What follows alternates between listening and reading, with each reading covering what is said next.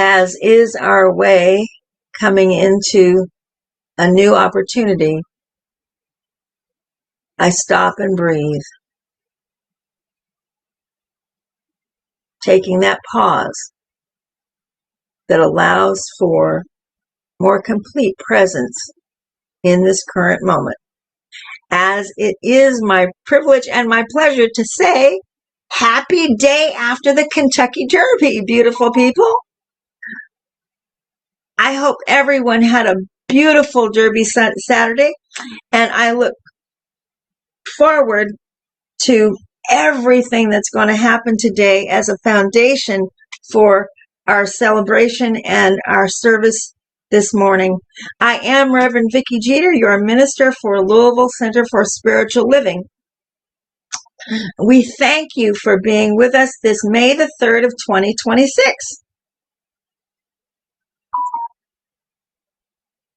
We welcome all paths to God. We welcome your challenges and your questions.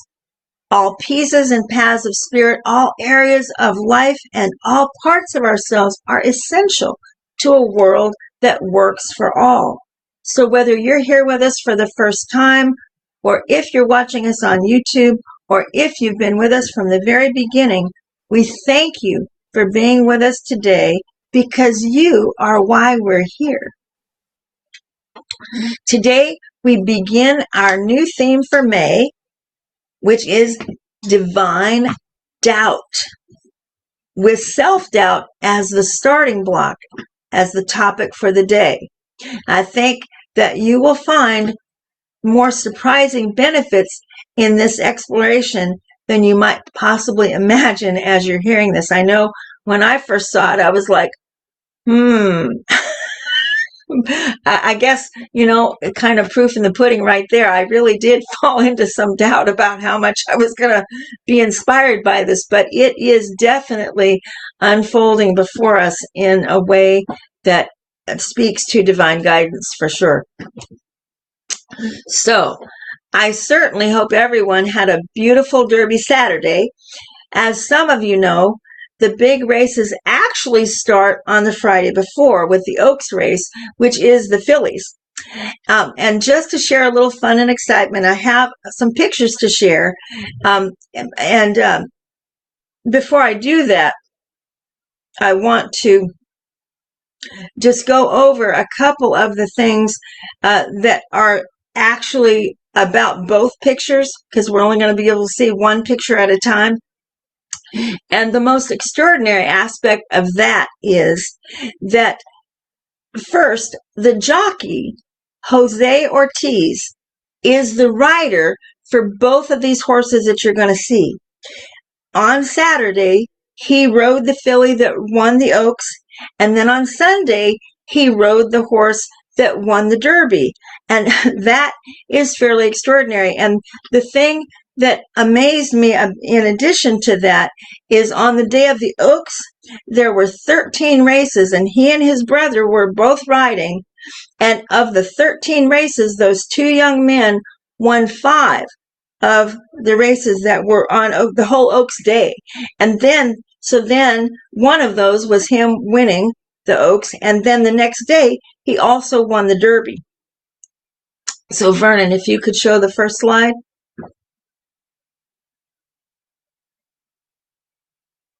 So here is the winner of the Oaks this year, always a runner, and she has quite the inspiring story.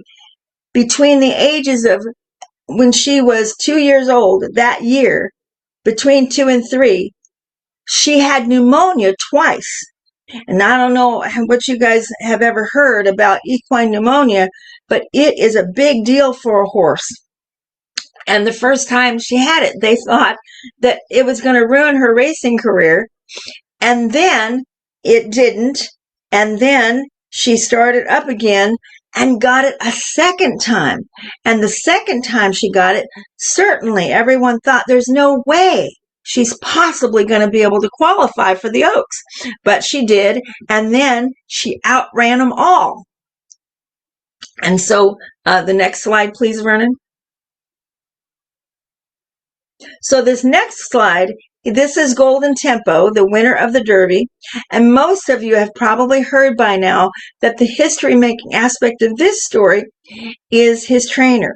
Cherie Devaux is the first woman ever to win the Derby as a trainer. Only one other woman as a trainer has won a Triple Crown race, and that was a few years ago. But no woman has ever won the Derby. And so now that all those records are broken, and it opens up this whole field for young women to realize that this thing we can do. And the other thing I learned about her, she only started actually, taking herself seriously, that she could be like a professional trainer, in 2017. So between 2017 and now, she's gotten herself to this place. So sharing all of this and more with you, I feel so blessed to be able to be with you all today. As we go through this service, just imagine how much potential for doubt all of these beautiful beings had to navigate and learn from. Even the horses, if you pay attention to the stories of the horses that people have really gotten to know, and their stories are out there, the horses go through doubts as well.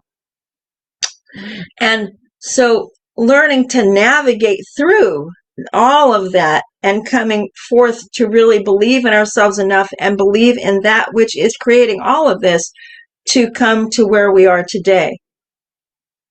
So all of this we take into opening prayer, and I invite each of you to step back inside, take that pausing breath, check in and see what brought you to be here today.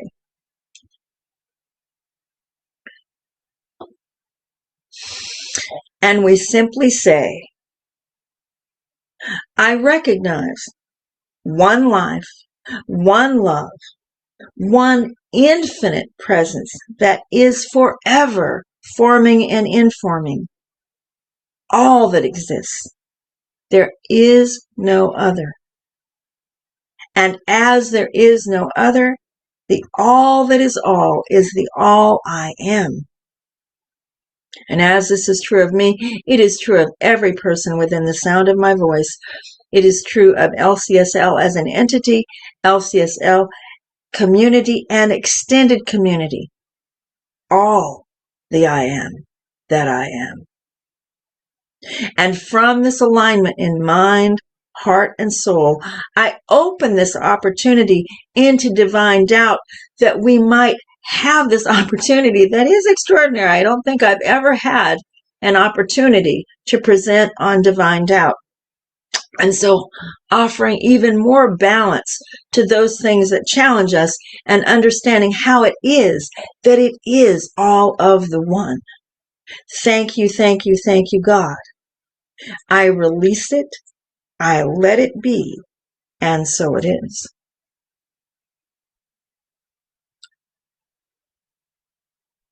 And this brings us to our opening song, What Would Love Do Now, with our beloved Eddie Watkins Jr.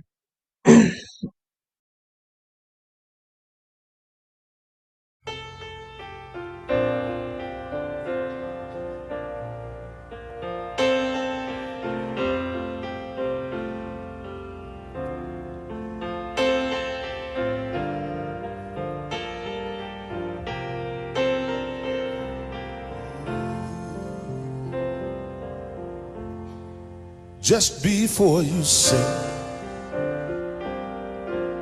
something you can't take away, take a breath, then let it out. Try to think about what would love do now. Wondering if you should cross that line for good.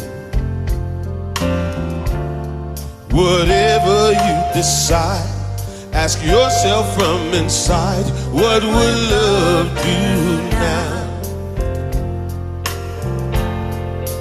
Everything is either an act of love or a cry for love. That's why for love we try for love. In the end, that's all we know that's real. Whether right or wrong doesn't matter, just as long as you let your heart decide. Ask yourself from inside, what will love do now? Everything is either an act of love or a cry for love. That's why for love we die for love. In the end, that's all we know that's real. Whether right or wrong doesn't matter, just as long as you let your heart decide. Ask yourself from inside, what will love do? Sing it from inside with me, y'all. What will love do now? Let me hear you sing it, people. What would love do now? Sing it one more time for me, y'all. What would love Do now. Thank you.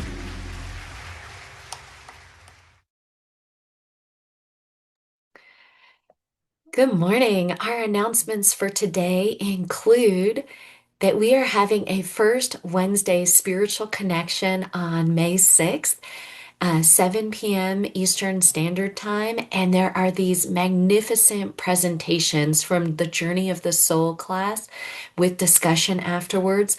The end of class presentations were so exquisite, and I hope you can come to join and see those presentations. You'll feel it on a soul level. Absolutely amazing. Men's group is going to be via Zoom on this link on Thursday, 6:30 p.m. Eastern Standard Time. So that's May 7th. And next week's speaker is Reverend Vicky, and she will be speaking still on the theme of divine doubt, debuting the doubting self. And as one of the amazing things that came out of the Journey of the Soul class that we took, there is a book that we read as a class that was magnificent. The Magic of the Soul, Applying Spiritual Power to Daily Living by Patrick Harbula. And so, since it was such a magnificent experience for so many community members who joined the class, we're doing a book study from May 16th to June 27th on Saturdays. It's a 7-week on this Zoom with Reverend Vicky, and it is at 12:30 p.m. to 1:30 p.m. Eastern Standard Time. And it is an absolute gift and treat. Please know that you can get it through an audio version or in an actual book format. There are incredible life-changing meditations and wisdom. And personally, it was one of my favorite books I've read in the last couple years. Reverend Vicky, did you have something you wanted to add? Thank you, Katrina. You did a beautiful job. And I want to let everyone know getting the book is definitely recommended, but you do not have to have the book to participate in this book study, because one of the beauties of Zoom is this is also on Audible, the book is, and so we will be listening to parts of the book for the book study as well. So you can participate no matter what, and it should be just a lovely, lovely experience. Also, this is just a little precursor, planted seed. Definitely at some point, the author of this book will be with us on a Sunday, and he's going to do a 2-hour workshop after. We're in the process of confirming what that date will be. It's going to be a little bit beyond the point of the book study, but I'm trying to line it up as closely as I can so that our whole community has the opportunity to really be on board together with the empowerment of the individual soul in the way that Katrina's been describing. Thank you. Yes, thank you. Please let Reverend Vicky know that if you'll be attending that.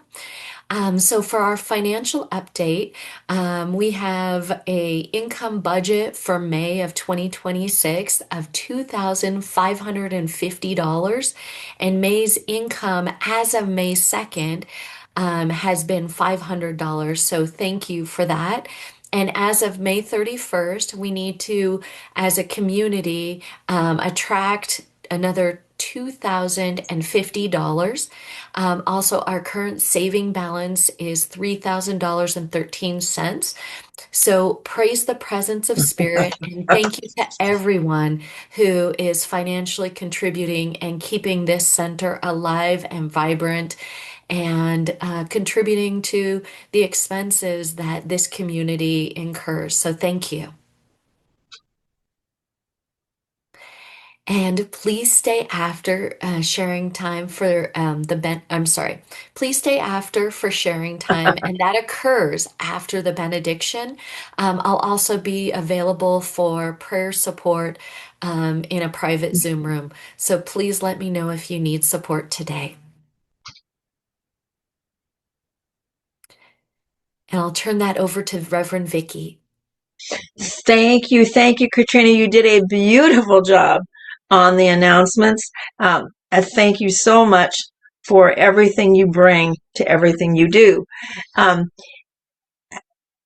I'm just taking a little shifting breath. I invite everybody to shift with me.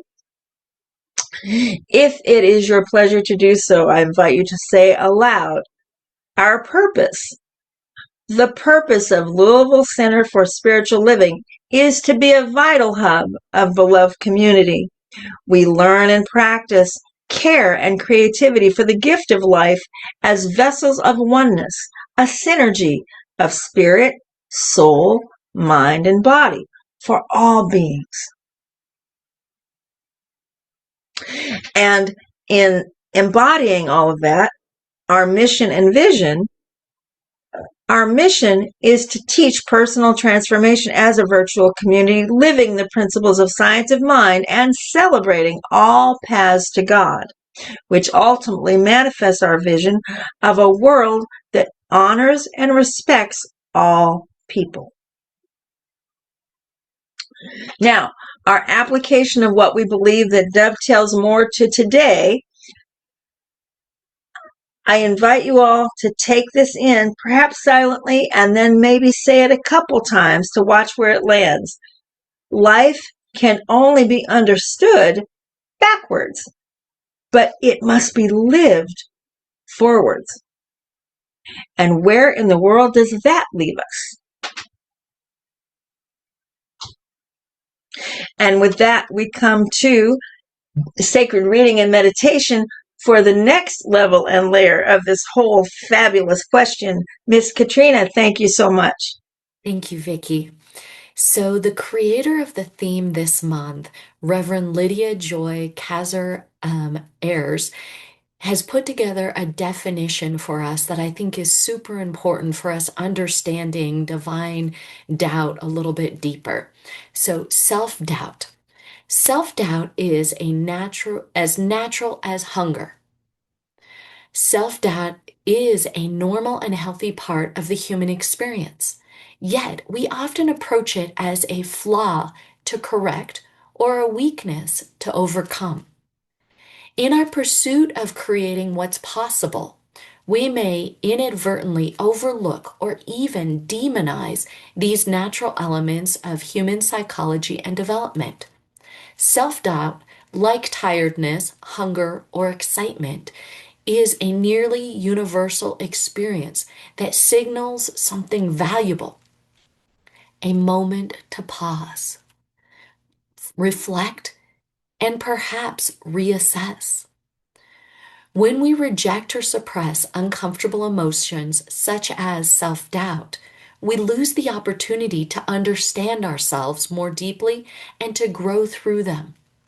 Accepting self-doubt as a part of everyday life allows us to honor our full humanity in all its complexity, embracing both our confidence and our uncertainty as equally important parts of the journey towards wholeness.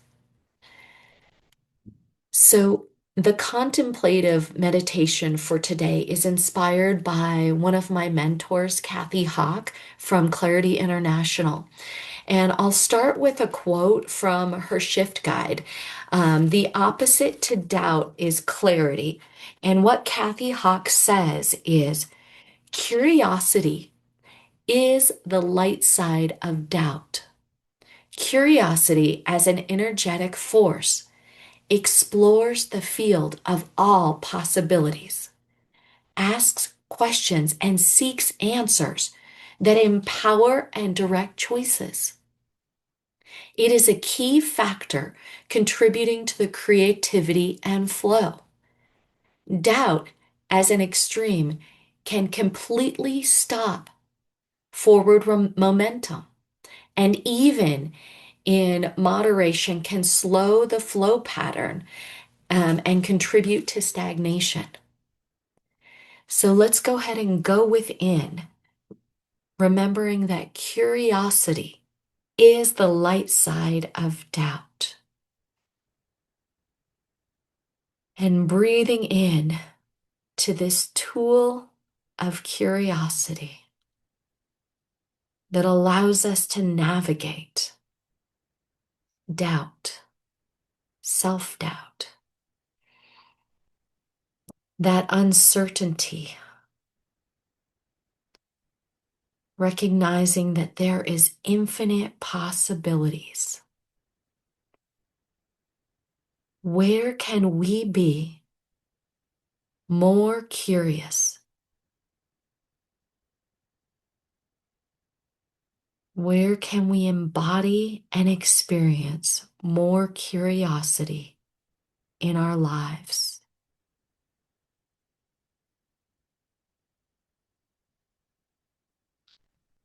What can we do to notice any resistance and become more curious?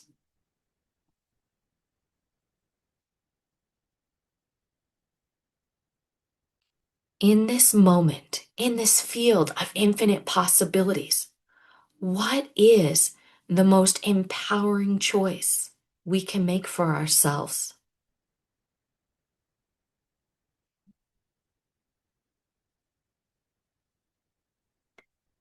How does curiosity, high noticing, visioning, innovation, intuition, manifesting, and clarity all relate to embodying a deeper level of curiosity?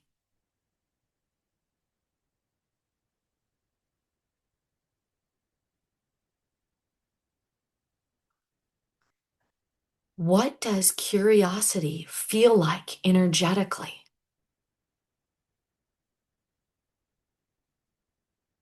What does curiosity feel like in our hearts, in our bodies, in our soul?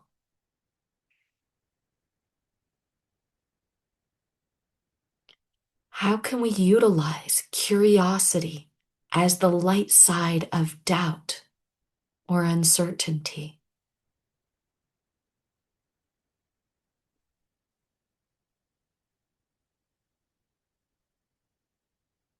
And as we breathe in this absolute embodiment of curiosity, let's open our hearts, our minds, and our being to the message today with Reverend Vicky. And so it is. Amen.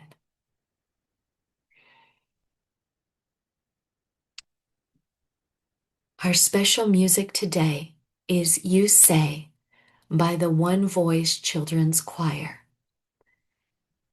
written by Lauren Daigle.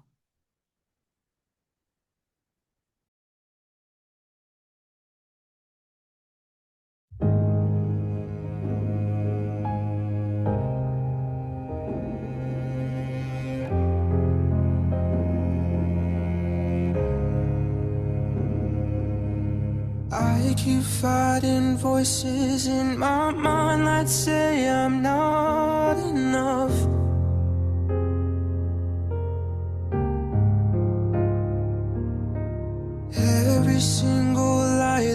tells me I will never measure up.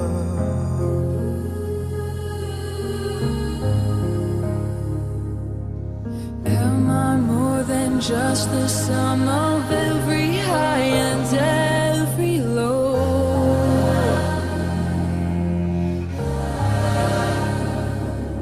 Remind me once again just who I am, because I need to know. Oh, you say I am loved when I can't feel a thing. You say I am strong when I think I am weak. You say I am held when I am falling short, and when I don't belong. Oh, you say I am yours, and I believe. Oh, I believe what you say of me. I believe the only thing that matters now is everything you think of me. The only thing that matters now. In you I find my worth, in you I find my identity.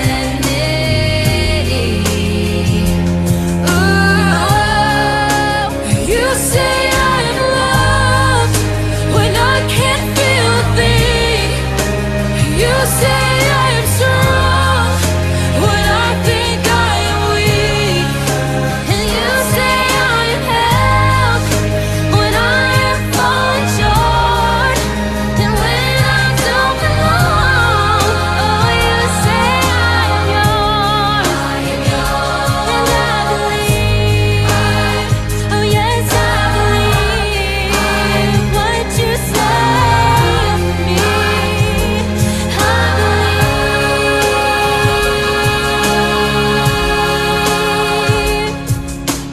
Taking all I have and now I'm laying it at your feet. You'll have every failure, God, you'll have every victory. Ooh, oh, you say I am loved.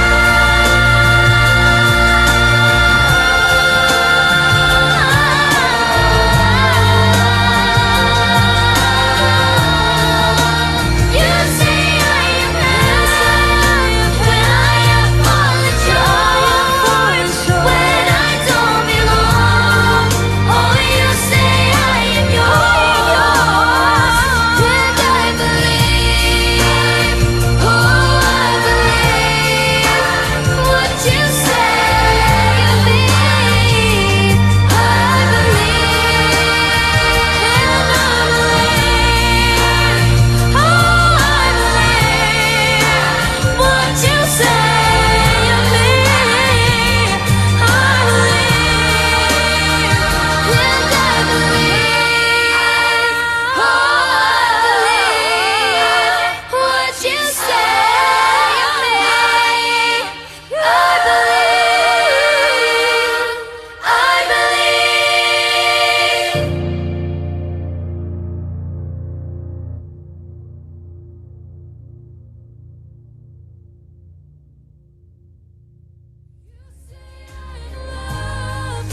When I can't feel a thing, you say I am strong when I think I am weak, and you say I am held when I am falling short, and when I don't belong.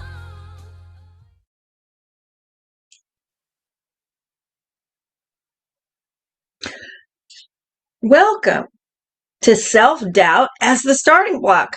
Oh, yay.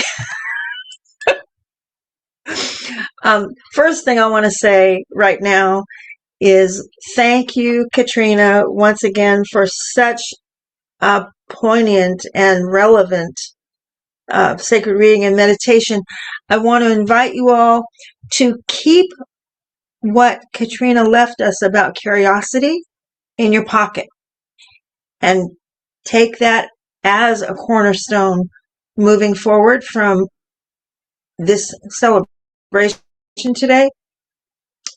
And with that tucked away for future reference, to begin, how is it that doubt is divine? Well, actually, if we really stop to think and realize about the one, and the one is all, okay, then certainly doubt fits in there as well. And one of the things to recognize about this is that it is divine effortlessly, because in the human condition, it is really safe to say that doubt is universal. Doubt is one of those things that pretty much you could speak in any language, in body language, in whatever kind of language you want to reach for now or in the past or in the future. If a being is born on this planet, for sure, they're going to experience doubt. And in human terms, when we can identify those things that are truly universal, then you know that it comes from the one source that is zero separation, you know? And so just like the qualities of God that we name all the time, light, life, love, peace, power, beauty, joy, for now, let's add number 8, just until we can get kind of comfortable with this embodiment. Light, life, love, peace, power, beauty, joy, and doubt. Okay. It's a universal experience. Now, as we investigate this today, we're going to look at 2 dynamics of doubt and the paradox between what we do with it spiritually and how it plays out in our daily lives in human terms. Then we're going to take a look at the important role that doubt plays in how we accept greater good in our lives. So, there's doubt and the unknown that are distinct states of mind encountered when we navigate something that is new, risky, or complex in a situation. While the unknown represents a lack of information or a future that has not yet happened, doubt is the emotional or intellectual uncertainty that arises in response to that unknown. Pardon me. Now, a great example of this for me is when I needed to secure my first job, and this could be true actually of all of us. When I left high school, on my 18th birthday, I literally left home that night. I got on a plane and left home, and I went to California with my boyfriend at the time, who I'd been in a long-distance relationship with for like 2 years, and we just decided to go for it. And I went to California, and I mean, I needed to get a job like right now. And my brother told me, he said, you can come and live with me for 3 weeks. If you don't have a job in 3 weeks, I'm sending you home. And oh my God, everything was about doubt for me at that moment. But life rolled through, and I did it. I did not go home at that point in my life. I stayed in California for a year until the next row of change came through. Okay, so the next paradox about doubt is the difference between doubt, self-doubt, and humility. Okay, when you think about how we feel when we're in self-doubt, head is low, not too sure, we want to step, but we don't. Instead of stepping forward, we step back. I don't know if I can do this kind of thing. Humility is where your ego stays neutral or lower, but your confidence that comes from your actual original source is high. Humility is a secure, realistic acknowledgement of one's own abilities and worth, focusing on serving others without needing validation. That's humility. Conversely, self-doubt or low self-esteem is fear-based, insecure, and self-focused, marked by a constant need to compare ourselves to others to see if we're okay. And generally, when we're doing that, I say this all the time, when you look at that function of comparison, somebody always loses. And most often, either it's ourselves, or if the other person loses in this kind of comparison, it's usually some form of one-upmanship or etc. that just is not beneficial to anybody. And it comes from insecurity. Humility is grounded confidence. My favorite example of this is throughout the life of Mahatma Gandhi, especially because any of you who know that the actual and deep backstory about Gandhi, he was not always the most humble and humility-based being on the planet. When he first started, he was a successful lawyer. He had no idea that he was going to emerge as being, the Mahatma. And the process of his evolution of coming into being who he became to be was absolutely transformational. And he ran all this stuff, like nobody's business, coming to be this person who could walk around in a sarong, among the dignitaries of the world and walk into the middle of a room and speak the truth. That is grounded humility. And it's a process for us to get here. And as you guys are thinking about this within yourself, it's not a whole package kind of a deal. There's many horses on this carousel, and there's going to be times when we've got this, and we do shine from within, and then we're humble in the way that we are receiving of the accolades for all of that and that kind of thing. And then there's other places where we don't exactly got this, and we're running our doubt, and our egos are, taking the helm at every turn. And those are the places of our learning. Now, we're getting ready to watch a video clip of a beautiful being that I had only just barely even ever heard of, and Spirit brought me this. I was searching under doubt, but I mean, this is the way that this man puts this whole thing together that we're talking about right now is fantastic. His name is Muji. That's the spiritual name he goes by. His birth name is Anthony Paul Mu Young. He's actually a Jamaican Hindu spiritual leader, and the teaching he comes from is Hindu, based in Vedanta, and it is a non-dual version of Hindu philosophy. And as you listen to what he has to say, what I'm wanting to set a foundation for you to recognize, because at first you have no idea who he's talking to.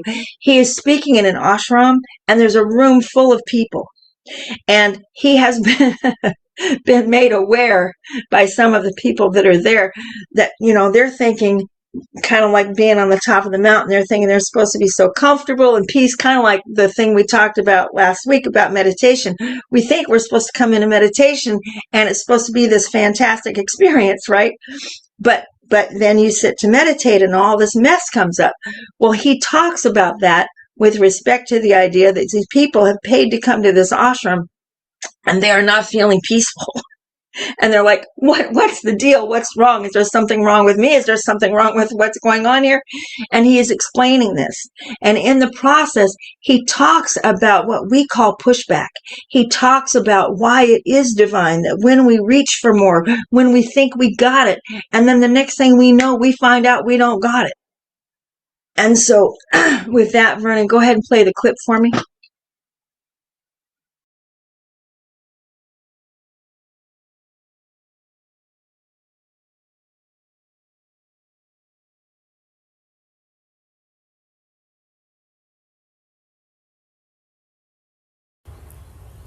So as soon as there arises inside the human expression of consciousness an urge to go more deeply, to discover something more true, it is as though the battle begins inside. Like seems contrary forces are operating. The carnal energy or aspect of our self opposes the chance of being liberated from the limited idea of personhood into the universality of consciousness. So you come to a place like this, if you are being directed to more practice and to enjoy this and so on, you may not feel that resistance so strongly. Because perhaps you're not really ready to be free, really. You want to enjoy spirituality. You want to be able to meditate for 5 hours. The ego is allowed to participate in the journey of awakening. It feels happy and pleased. But as soon as there exists a real chance of going beyond the limited field of egoic identity, it's like, whoa. You should not be disappointed about that. Because the very resistance that comes up in satsang is an indication that you're really onto something. Maybe there really is a chance to go beyond this. Because satsang does not create in you that, it didn't give you that. It begins to expose inside energies which are not in service to your truth. And it is important to see them in order to transcend them. So this is what happens very often. And I would just encourage, don't give so much importance to this right now. It's as though your desire to go more deeply has somehow shuffled up the hornet's nest of resistance and so on. But you should not be in despair, because I want to point out to you that the power in you is infinitely greater than the resistance that comes from personhood or from the mind. If you're open to go beyond this, we can press on. So I'm not at all disappointed by someone coming up and saying, so much doubts come up. Where they come from? Right where we live in Portugal, we have one person who was working with us, and one of our team. And he seemed to have a lot of this anger and frustration. And one of his colleagues said to him, "You wake up like this? I mean, you wake up angry? I mean, you don't even wait for something to happen first? I mean, you just kind of get up. Where does it come from?" And yet soon you may come to recognize, as you follow the guidance that truly is not recreating a perfect self, but is actually pulling apart the veils of delusion that seem to hide your intuitive recognition of what is true in you. So as soon as this begins to open up the flower of awakening, these forces begin to recede. They may be hot at first. It's almost that they are auditioning for your attention. Every energy is put to distract you. But as soon as you begin to feel the fullness, the potency of what is really here, then these forces, they begin to lose their power. Their virility is cut.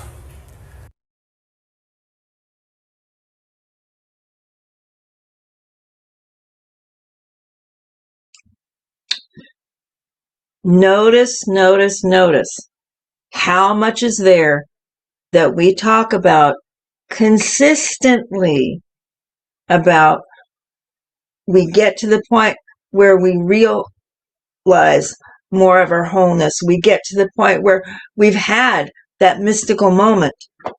And then the next thing you know, there it goes. I'm back in my human. Oh my God. Okay. And I just love the reality that he is on the other side of the world from us and speaking in somewhat from a little bit different basis, from his experience, and yet so very much the same. And so the thing is that this is where I'm saying I invite you to keep what Katrina offered with regard to curiosity being, that is like a focal point, or what in the journey of the soul, Patrick Harboula calls a cue.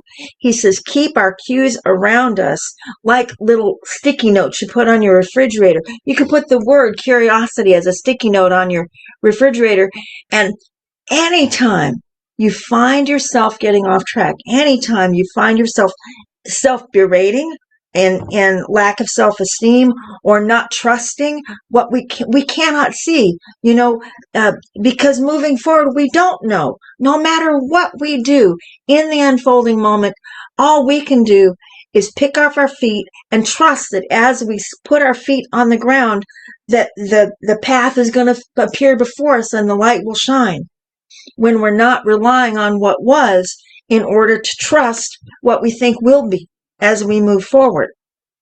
You can take any of those moments and use curiosity rather than saying, oh, maybe God doesn't love me, or maybe my people don't love me, or maybe they're going to, throw me out, kind of thing. Those fears that we get into. Maybe I'm not going to make it. Maybe I'm going to pour all my, the people that were in those races. What if they had said, what happens if I invest all this time and all this energy? Like the young man who went through the thing yesterday, they were loading his horse into the gate, and suddenly, boom, the bubble is burst and he doesn't get to run. That's going to be a huge opportunity for him to drop back and trust that it does not mean anything about his being, that God has something more that we don't see yet that's going on. So he would have that opportunity to apply curiosity. And instead of saying, oh, I must have messed up, or my horse messed up, or whatever it might be that happened, to stop and say, whoa, I don't know what's going on, but I need to apply some curiosity here, because it's something. It is something divine, because there is only one source. And it is always moving to the next expression of the next higher good. So, in closing, rather than doing a regular treatment today, I have a poem I want to read for you. This poem that I wrote, and most of you have probably heard this at least once. It just really applies today. And it's called A Conversation with God. And this is the precursor that I wrote to this poem in my book. During my practitioner studies, I began to experience that I really could co-create with spirit through me any quality of life that I could imagine. As this actually began to happen in my experiences, perhaps my biggest surprise was the intensity of my feelings of survival guilt. Like, can I really have it this good? What about the people that don't have it this good? Simply put, survival guilt is woven into the fabric of addictive family systems in emotional enmeshment that feels like I can only be happy if you are happy. And so I had a conversation with God. I met my God for lunch today. He said, your dreams are at hand. Why have you not embraced them? I have come here to understand. I said, this image in my mind's eye is beheld near and dear, yet within crevasses of my heart, 'tis not so crystal clear. For when I am bold and take the plunge and realize my dreams, familiar yarns shall come unspun, my heritage lost to ancient streams of staunch and never-ending doubt, out of which I am born and bred? Alas, I am yet unfit to hear such farewells be said. Well, God sat back and had a chuckle, and then long he smiled at me.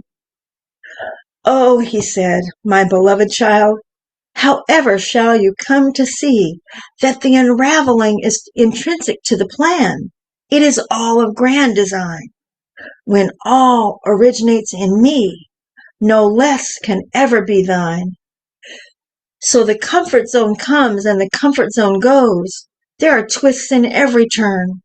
Yet if in me you will trust and jump, pearls of wisdom shall you learn, that once a love has come to be, 'tis beheld for all eternity within the palace box of secrets, and the dream is the golden key. Amen.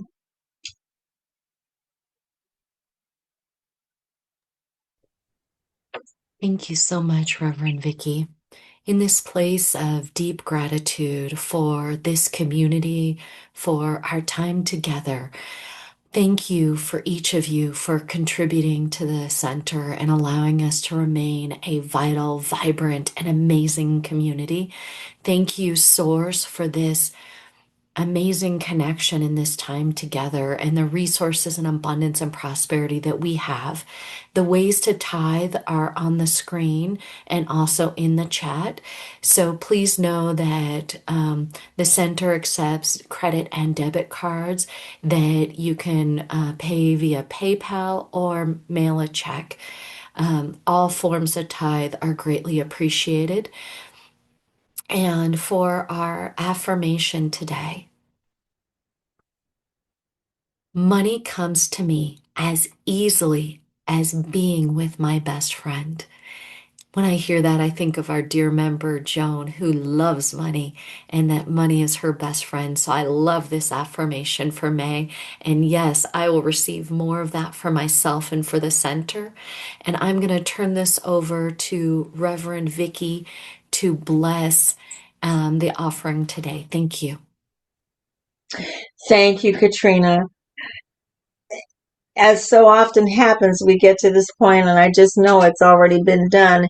And so our little basket that is the multiplier of the fish and the loaves is receiving all of this and sitting with it in presence and allowing it sufficiency to multiply and go unto that which it serves according to divine right action and guidance.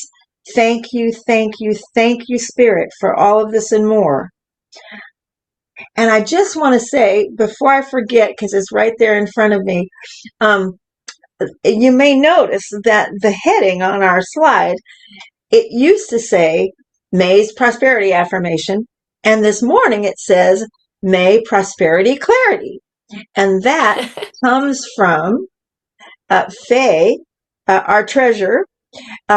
I don't remember now exactly where we were, but we were somewhere, and all of a sudden she come up with that her declaration of the day was prosperity clarity, and I was like, okay, this is going into this month. So thank you all for everything.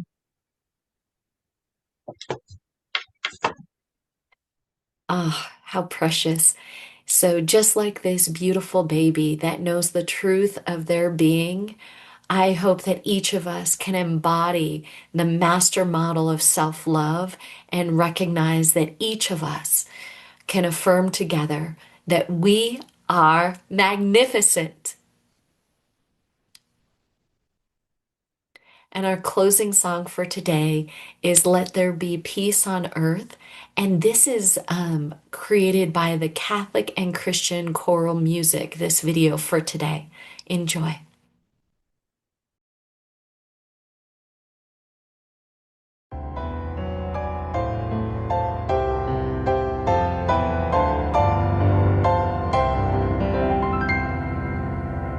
Let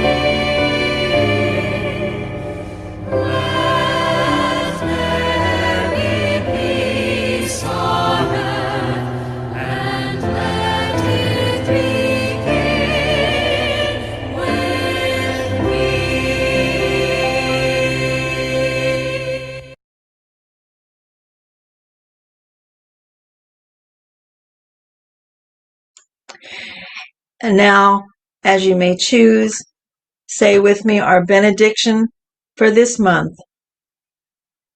Our birth is but a sleep and a forgetting. The soul that has risen with us, our life star, hath had elsewhere its setting, and cometh from afar, not in entire forgetfulness, not in unconsciousness, but trailing clouds of glory do we come from God, who is our home. Heaven lies about us in our infancy.